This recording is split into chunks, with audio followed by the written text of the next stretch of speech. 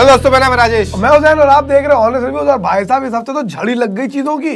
120 बहादुर, 120 बहादुर। 120 एक तो 120 बहादुर क्या होता भाई? जनता जाके थिएटर में बोल रही है क्या यार 2 टिकट 120 बहादुर। मैं वो भाई सारे चल तेरी माँ का 120 120 नहीं बोला जा रहा। हाँ, और आया फैमिली मैन सीजन 3 भी। अभी तो भाई मस्ती भी आ रही है, मस्ती 4 मस्ती 5 क्या है वो, उसकी मुझे ज्यादा टेंशन नहीं। मुझे नहीं लगता मैं आधा पौना घंटे ज्यादा देख पाऊंगा उसे। हो सकता है देख भी लो, क्या पता। हाँ भाई। हाँ। हमें तो वजह हमें हाउसफुल भाई पसंद आ सकती है। और क्या, अब मुझे अपने ऊपर वापस आके भरोसा कह रहे हैं नहीं कि वाह वाह क्या सिनेमा यार, मजा आ गया। मैं तो कह रहा हूँ अपने ऊपर ही भरोसा नहीं रहा।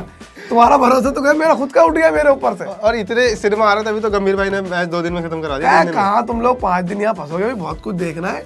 बाकी मैंने 2-2.5 आधे 50% में फ्री कर दिया। अब जो देखना है देखो। मेरे को इसलिए गंभीर अच्छा आदमी भी लगता है। क्यों? मतलब क्या 5 दिन वेस्ट होते थे टेस्ट मैच देखने में, अब मन ही नहीं करता।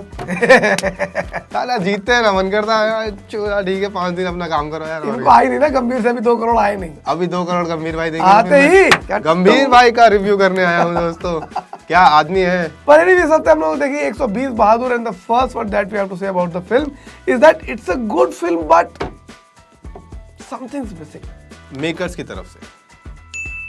शुरुआत कर लेते हैं फिल्म के प्लॉट से। फिल्म का प्लॉट बेस्ड है 1962 के इंडिया चाइना वॉर में, जहां चाइना ने इंडिया के साथ विश्वासघात करा था। हिंदुस्तानियों को लगता था कि हिंदी चीनी भाई भाई, लेकिन चीनियों का अलग प्लान चल रहा था। चीनी बहुत चाइना ने इंडिया के ऊपर हमला बोला हुआ है और पूरा सिचुएशन ये है कि सीज फायर कभी भी अनाउंस हो सकता है।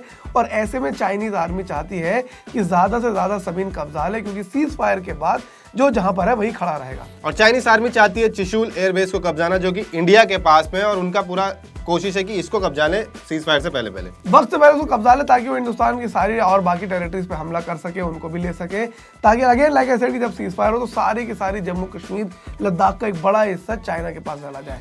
लेकिन उन्होंने एक चीज कैलकुलेट करी। चाइना को ये नहीं पता था कि उसे एक रजांगला पास से गुजरना होगा, जहां पर एक रेजिमेंट है, 120 बहादुर जवान होंगे उसके अंदर। वो बहादुर जवान जो अहीर कास्ट से थे, और उनका पूरा का पूरा सामना होता है। एक तरफ चाइना के लोगों की 3000 लोगों की फौज थी, और वही भारत की तरफ से 120 बहादुर थे। और इनको बोल भी दिया गया था कि भाई वापस आ जाओ, दूसरी तरफ टुकड़ी को ज्वाइन कर लो, बिकॉज वहां तुम रजांगला को डिफेंड नहीं कर पाओगे। और उस टुकड़ी के commanding officer major Shaitan Singh Bhati और उन बाकी 119 जवानों ने ये डिसाइड किया कि हम इस पोस्ट को नहीं छोड़ के जाएंगे। वो 3000 आए या 10,000, हम उनसे लड़ेंगे। तो कहानी हुई कि 3000 चाइनीज सोल्जर्स और सिर्फ 120 हिंदुस्तानी बहादुर। और कैसे उन 120 हिंदुस्तानी बहादुर ने उन 3000 चाइनीज फौज को रोक लिया। चाइना वहां से वापस लौट गया, और त्रिशूल और रजांगला दोनों हिंदुस्तान के पास बचा, सिर्फ उन 120 बहादुरों की शूरवीर कहानी की वजह से। और इस कहानी की इंटरेस्टिंग बात यही है कि उनकी शहादत तो हो गई थी, लेकिन समाज ने उनको माना नहीं। उनके परिवार वालों को बोला गया कि ये तो भगोड़े के परिवार वाले हैं, ये लोग भाग गए होंगे कहीं, ये लोग डर गए होंगे कि ये इसलिए अभी तक नहीं आए हैं, ये कोई लड़े वड़े नहीं है। मतलब किसी ने उनकी कहानी मानी नहीं, उल्टा अपमान किया उनका। और उसकी वजह यह कि 120 बहादुर जहां पर शहीद हुए थे, वहां से इनकी लाशें भी लौट के नहीं आ पाई थी। जब मौसम बदला, बर्फ पिघली, तब जाके पता चला कि ये कहानी जो कि लोग बता रहे थे वो कहानी सच थी, अविश्वसनीय थी, लेकिन हकीकत थी। और इसी पूरी की पूरी कहानी के ऊपर बनी 120 बहादुर, जहां पर फरहान अख्तर प्ले करते हैं मेजर शैतान सिंह भाटी का कैरेक्टर। और अगर मैं फिल्म के टेक्निकल्स के बारे में बात करूं तो 3 चीजें मुझे पिक्चर के अंदर बहुत अच्छी लगी। उनमें से पहली थी पिक्चर के विजुअल्स बहुत ही सुंदर थे। ये हमें देखकर हैरानी हो रही थी कि कोई वॉर फिल्म इतनी सुंदर कैसे दिख सकती है। इतनी विषम परिस्थितियों में वो वॉर लड़ी गई, और वैसी ही परिस्थितियों में इस फिल्म को शूट किया गया। तो ये देखकर बहुत अच्छा लगा, बहुत बढ़िया लगा, बिकॉज विजुअल्स बहुत सिनेमैटिक थे, बहुत इंटरेस्टिंग विजुअल्स निकल कर आ रहे थे। वो सब देखकर मजा आ रहा था। और दूसरी चीज जो मुझे फिल्म के बारे में बहुत अच्छी लगी होती द स्टोरी इटसेल्फ। भाई साहब कितनी गजब की कहानी है कि 120 लोग जिनको मालूम था कि वहां से कभी वापस नहीं आ सकते हैं, और सिर्फ भारत माँ के गौरव के लिए अपनी जान कुर्बान करते हैं।